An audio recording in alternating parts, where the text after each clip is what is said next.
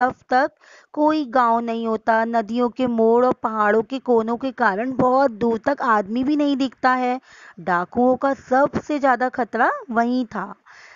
तिब्बत में गांव में आकर खून हो जाए तब तो खूनी को सजा भी मिल सकती है, लेकिन इस एकांत जगह में अगर किसी की हत्या हो जाए तो आप किसको पकड़ेंगे?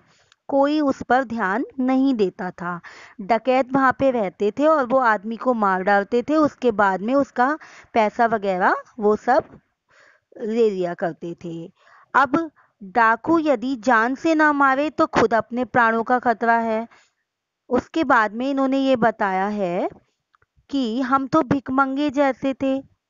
जहीं कहीं वैसी सूरत देखते अपनी टोपी उतार कर जीभ निकाल कर दया दया करो, एक पैसा दो कह के भीख मांगने लगते। इन्होंने ये बताया है कि जब ये ठोडला जा रहे थे तब इन्होंने क्या किया, इन्होंने एक भिखमंगे का रूप लिया और जैसे ही इन्हें कोई आहट होती थी कि डाकू आएगा तो ये एकदम से ना भिखमंगे बन के वहीं कटोरा लेके बैठ जाते थे और भीख मांगने लगते थे। तो किसी को ये शक भी नहीं होता था कि इस व्यक्ति के पास में कुछ होगा। अब उसके बाद इन्होंने ये बताया है कि अगला पड़ाव 16-17 मील से कम नहीं था। तो इन्होंने सुमति अपने दोस्त से कहा कि लंडकोज के लिए 2 घोड़े कर लो, सामान भी रख लेंगे और चढ़ भी चलेंगे। फिर इन्होंने 2 घोड़े किए और डांडे से पहले एक जगह चाय पी और दोपहर के वक्त डांडे के ऊपर जा पहुंचे। फिर इन्होंने ये बताया कि हम समुद्र तल से 17-18 हजार फीट ऊंचे खड़े थे। इनके दक्षिण तरफ पूरब से पश्चिम की ओर हिमालय के हजारों श्वेत शिखर मतलब सफेद रंग के पहाड़ दिखाई दे रहे थे। और वहां पर इन्होंने ये भी देखा कि जो पहाड़ थे ना वो उनके ऊपर बर्फ की सफेदी भी नहीं थी, ना किसी तरह की हरियाली थी।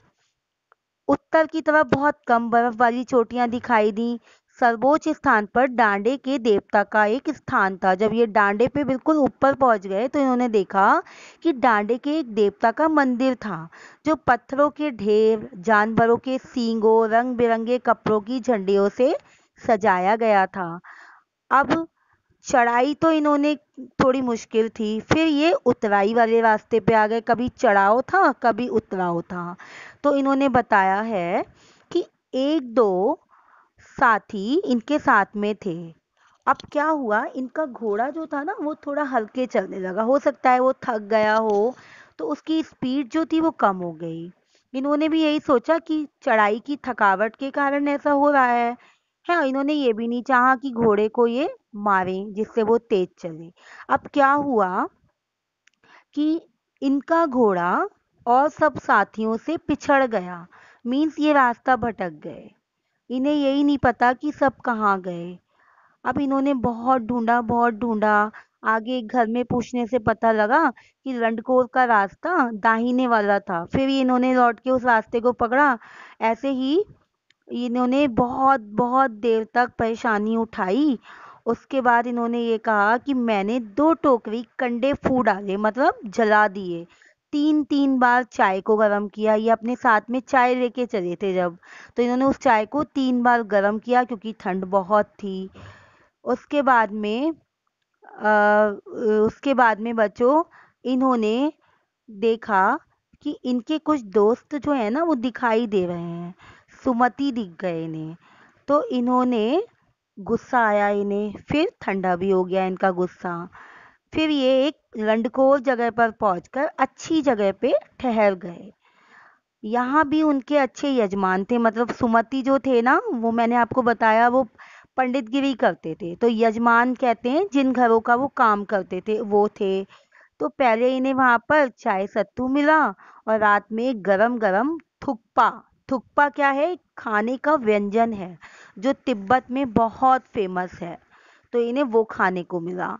अब ये उसके बाद में टिडरी पहुंच गए बच्चों। ये भी एक जगह है, वहां मैदान थे, पहाड़ों से घिरा हुआ टापू था, दूर दूर तक छोटी छोटी सी पहाड़ियां थी, मैदानों के भीतर से दिख रही थी।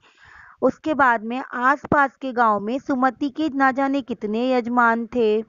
तो सुमति ने कहा कि मैं जाकर के उन यजमान से मिल आता हूँ, क्योंकि बहुत टाइम हो गया मैं यहाँ आता नहीं हूँ, अब आया हूँ तो मैं अपने जान पहचान के लोगों से मिल आता हूँ। उसके बाद में एक हफ्ता ये वहीं रहे। अब जिस गांव में इन्हें ठहरना था उसमें भले ही थे, मतलब गंडे तावीज का काम करने वाले लोग थे हैं। तो सबने कहा कि वहां मत जाओ ये वो, लेकिन ये बोले नहीं, मैं यहीं रुकूंगा, यहाँ के बारे में जानूंगा। अब आगे क्या हुआ बच्चों, तिब्बत की जो धूप थी ना वो बहुत कड़ी थी। इन्होंने मोटे कपड़े से सिर को ढक लिया। सूरज की तरफ मुंह करके ये चल रहे थे। धूप पूरी इनके ऊपर थी। पीछे का कंधा बर्फ हो रहा था, मतलब जहां धूप आ रही थी वो तो तप गया, और जहां धूप नहीं थी वो ठंडा हुआ हुआ था। फिर इन्होंने अपनी पीठ पर अपनी सारी चीजों को रखा, डंडा हाथ में लिया और चल पड़े।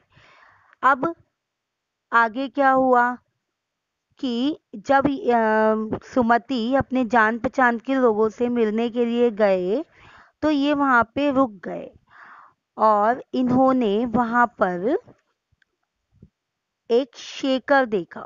शेकर की खेती के मुखिया भिक्षु बड़े भद्र पुरुष थे। वहां पर जो एक शेकर जगह थी वहां पे जो भिक्षुक थे ना वो बहुत अच्छे थे।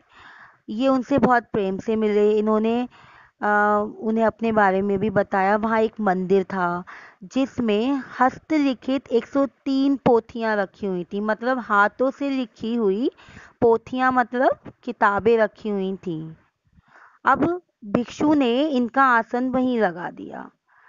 अब मोटे कागज पर अच्छे अक्षरों में लिखी हुई पोथियां थी जो इन्हें बहुत पसंद आई।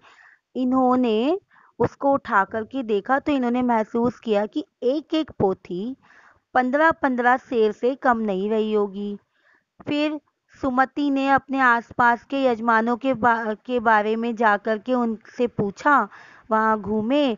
इस बीच राहुल सांकृत्यायन जी ने उन पोथियों का अध्ययन किया, और उसके बाद ये वहां से चल पड़े। टिडरी गांव वहां से बहुत दूर था। इन्होंने अपना अपना सामान उठाया और भिक्षु जी से विदाई ली और वापस अपने रास्ते पर चल पड़े। तो बच्चों, ये वाला जो पाठ है इसमें आपको तिब्बत के विषय में बताया गया है कि तिब्बत का रहन सहन कैसा था, वहाँ के लोगों को क्या पसंद था, किस तरीके से क्या चीज़ खाते थे। जैसे अभी आपने सुना कि थुक्पा, थुक्पा तिब्बत की फेमस व्यंजन है जो वहाँ के लोग खाते हैं। और लहासा क्या है, तिब्बत की राजधानी है। और सुमति के विषय में मैंने अभी बताया। सुमति कौन है? सुमति हैं राहुल संगतायन जी के